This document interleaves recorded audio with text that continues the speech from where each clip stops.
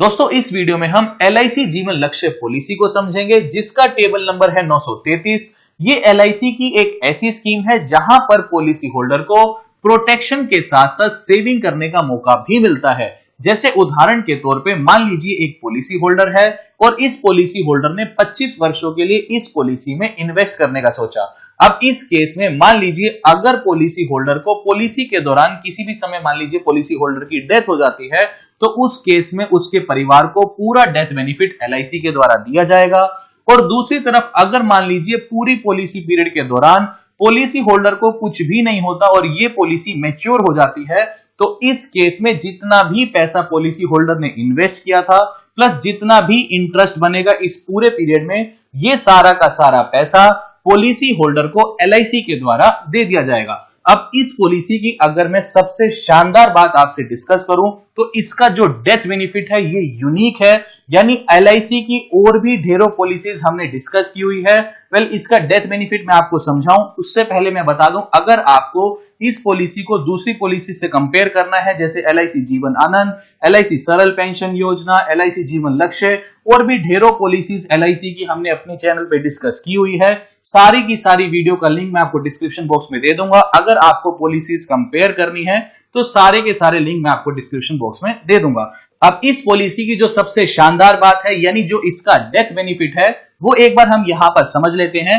मान लीजिए एक व्यक्ति है जिसने 25 सालों के लिए इस पॉलिसी को परचेज किया। अब इस पॉलिसी होल्डर की लेट से जब इसने पॉलिसी परचेज की उसके 5 साल के बाद ही इस पॉलिसी होल्डर की डेथ हो जाती है। तो इस केस में LIC ये बोलता है कि इस समय पॉलिसी हम क्लोज नहीं करेंगे, आगे के जितने भी प्रीमियम्स हैं वो LIC भरेगा। इन सब के अलावा मान लीजिए इस व्यक्ति का सम एश्योर्ड 5 लाख रुपए था तो LIC ये बोलता है कि जितना भी सम एश्योर्ड है उसका 10% यानी 5 लाख का 10% यानी 50,000 रुपया LIC हर साल इस पॉलिसी होल्डर के परिवार को देगा। इन सब के अलावा आगे के भविष्य के जब तक पॉलिसी चल रही है तब तक के प्रीमियम्स भी LIC भरेगा और जिस समय पॉलिसी मैच्योर होगी उस समय जितना भी पैसा बनेगा यानी मैच्योरिटी का जितना भी पैसा बनेगा, ये पैसा कितना बनेगा ये हम अगली स्लाइड्स में देखेंगे।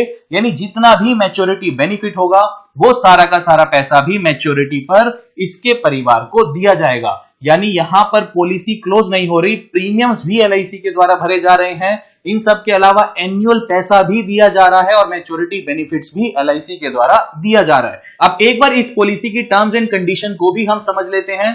पहली टर्म एंड कंडीशन ये है कि मिनिमम सम एश्योर्ड आपको 1 लाख रुपए का लेना ही लेना है।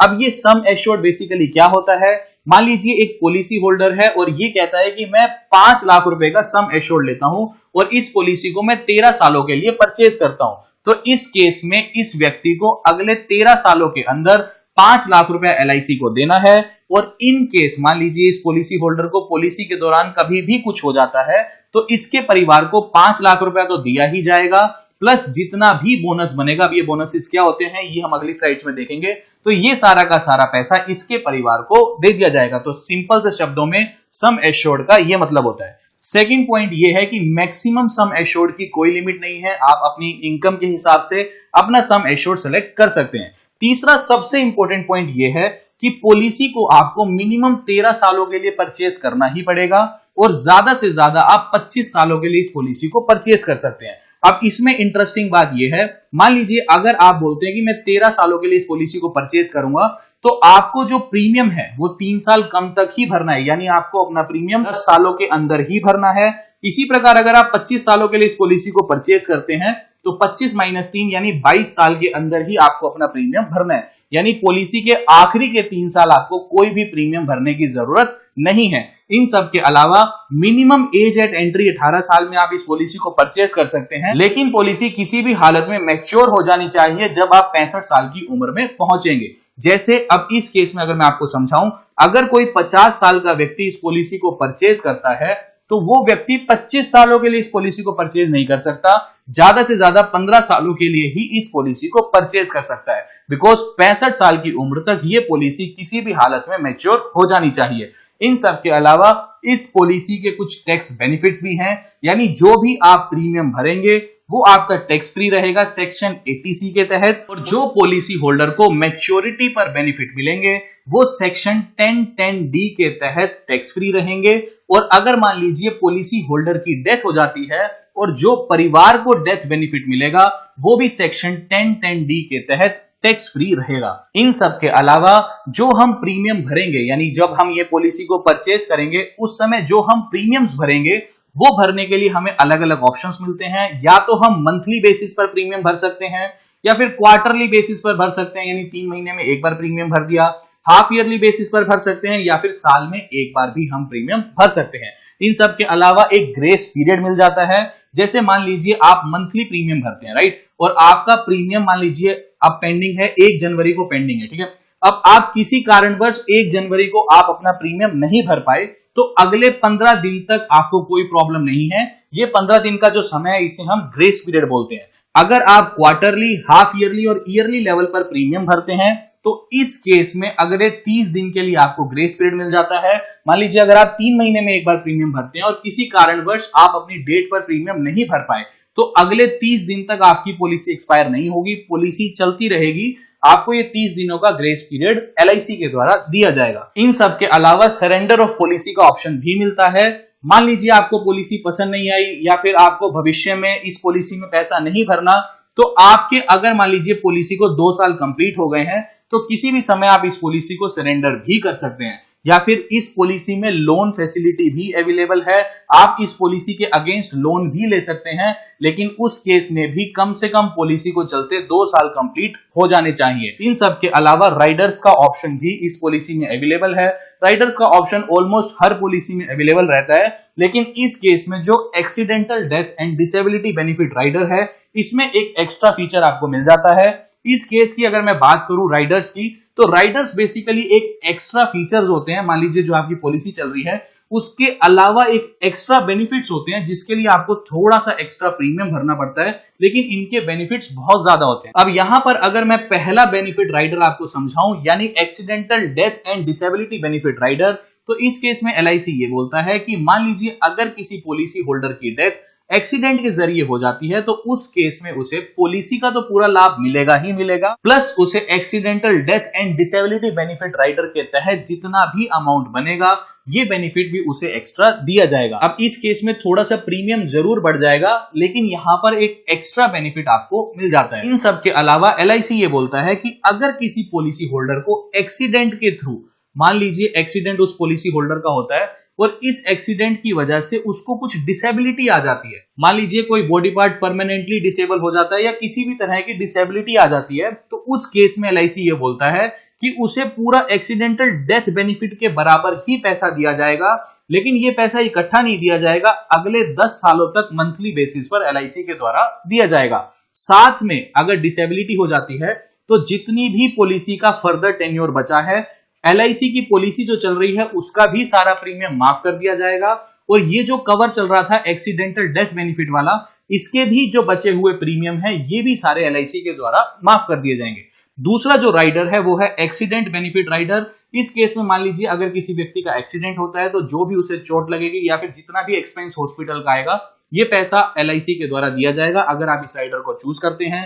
तीसरा है new term assurance. Term assurance आपको पता ही है, मान लीजिए कोई व्यक्ति टर्म एश्योरेंस लेता है तो उस केस में जितने का भी वो टर्म एश्योरेंस लेगा, मान लीजिए 50 लाख का लेता है तो 50 लाख, 1 करोड़ का लेता है तो 1 करोड़, अगर कुछ हो जाता है डेथ वगैरह पॉलिसी होल्डर की तो इस केस में ये सारा पैसा पॉलिसी होल्डर की फैमिली को दे दिया जाएगा। और चौथा जो राइडर है वो है न्यू क्रिटिकल इलनेस राइडर। इस केस में कुछ मान लीजिए 15-20 क्रिटिकल इलनेसेस कवर हो जाती हैं। इन केस पॉलिसी होल्डर को इन क्रिटिकल इलनेस का सामना करना पड़ा तो उस केस में सारा का सारा पैसा LIC के द्वारा इसके परिवार को दिया जाएगा। अब यहां पर सेटलमेंट के 2-3 ऑप्शंस आपको मिल जाते हैं। मान लीजिए कोई पॉलिसी होल्डर है और उसकी पॉलिसी मैच्योर हो जाती है। अब ये मान लीजिए पॉलिसी होल्डर को पूरी पॉलिसी के दौरान कुछ नहीं हुआ, पॉलिसी मैच्योर हो गई। अब पॉलिसी होल्डर के सामने 2-3 ऑप्शंस हैं। पहला ऑप्शन तो ये है कि अपना पैसा इकट्ठा ले ले, यानी लमसम ले ले।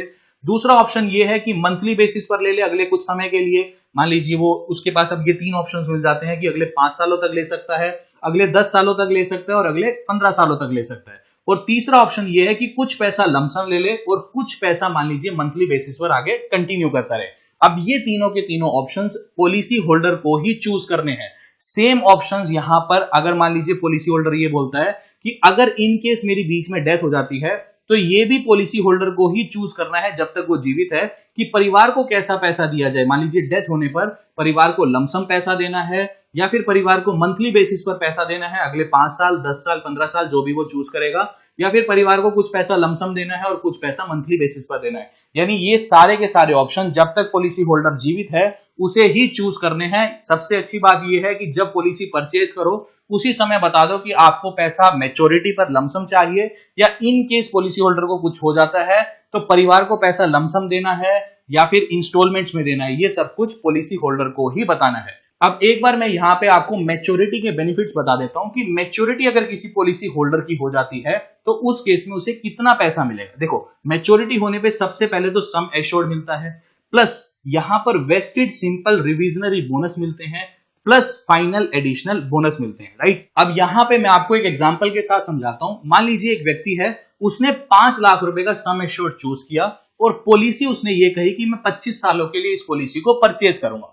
अब 25 सालों के लिए पॉलिसी है तो 22 साल उस व्यक्ति ने पैसा भरा होगा LIC को। अब मान लीजिए इस केस में अगर इसने मंथली बेसिस पर पैसा भरा होता तो 22 सालों तक हर महीने इस व्यक्ति को 1770 रुपए भरने थे। अगर मान लीजिए इस व्यक्ति ने एन्युअली पैसा भरा, यानी साल में केवल एक ही बार पैसा भरा होता, तो साल में इसको एक बार 20,787 रुपए भरने होते। इस हिसाब से अगले 22 सालों में इस व्यक्ति ने 4,57,772 रुपए भरे होते। और इस हिसाब से अगर मान लीजिए इस व्यक्ति को पूरी पॉलिसी के दौरान कुछ भी नहीं होता तो इसे मैच्योरिटी पर इसका सम एश्योर्ड जो कि 5 लाख रुपए है, इसका वेस्टेड सिंपल रिविजनरी बोनस बनता 6,12,000 रुपए, प्लस फाइनल एडिशनल बोनस बनता 13,37,000 रुपए। यानी अगर 22 सालों तक इसने पैसा भरा होता, फिर 3 साल इसे कुछ नहीं भरना था, तो यहां पर मैच्योरिटी होने पर LIC के द्वारा इसे 13,37,000 रुपए मिल जाते। अब इस केस में समझने की बात यह है कि 5 लाख रुपए इसने इन्वेस्ट किए, 25 सालों के बाद इसे 13,37,000 रुपए मिले। अब यहां पर रिटर्न आप ये मत देखना कि बहुत कम है, इसके साथ साथ इसकी लाइफ का कवर भी मिला है, यानी परिवार को एक सुरक्षा भी मिल रही है कि अगर इस पॉलिसी होल्डर को कुछ हो जाता है तो परिवार को भी एक सुरक्षा है कि परिवार को एक पैसा मिल जाएगा। अब अगर मान लीजिए मैं आपको डेथ बेनिफिट समझाऊं तो डेथ बेनिफिट के अंदर इसी एग्जांपल को लेके चलते हैं कि ये पॉलिसी होल्डर है, इसने 25 सालों के लिए पॉलिसी परचेज की, 5 लाख रुपए का सम एश्योर्ड इस व्यक्ति ने परचेज किया। अब उदाहरण लेके चलते हैं, मान लीजिए इस पॉलिसी होल्डर की डेथ पॉलिसी परचेज करने के 5 साल के बाद ही हो जाती है, तो इस केस में अगले पूरे समय तक, यानी जब तक ये पॉलिसी चल रही है तब तक 10% सम एश्योर्ड का, यानी 10% 5 लाख रुपए का, यानी 50,000 रुपए इसके परिवार को हर साल एक तो LIC के द्वारा दिए जाएंगे। साथ ही में आगे पॉलिसी खत्म नहीं होगी, यानी 5 साल के बाद पॉलिसी खत्म नहीं होने वाली, पॉलिसी पूरा टाइम चलेगी। जितने भी प्रीमियम्स हैं वो LIC खुद भरेगा, परिवार को भरने की जरूरत नहीं है। एक बार जब पॉलिसी कंप्लीट हो जाएगी उस समय आपको मैच्योरिटी पर क्या मिलेगा, यानी परिवार को मैच्योरिटी पर 110% सम एश्योर्ड का, यानी 5 लाख का 110% यानी 5.5 लाख रुपए, प्लस यहां पर मिलेगा वेस्टेड सिंपल रिविजनरी बोनस जो कि बनेगा 6,12,000 के आसपास, प्लस फाइनल एडिशनल बोनस जो कि बनेगा 2,25,000 के आसपास। यानी इस केस में परिवार को 13,87,000 रुपए दिए जाएंगे। तो ये सिंपल सी सारी कैलकुलेशन थी LIC जीवन लक्ष्य पॉलिसी के बारे में। आई होप LIC जीवन लक्ष्य पॉलिसी क्या है, पॉइंट टू पॉइंट आपको सारी चीजें क्लियर हो चुकी हैं। तो अभी के लिए this is the end of the video. Thanks for listening and thank you all.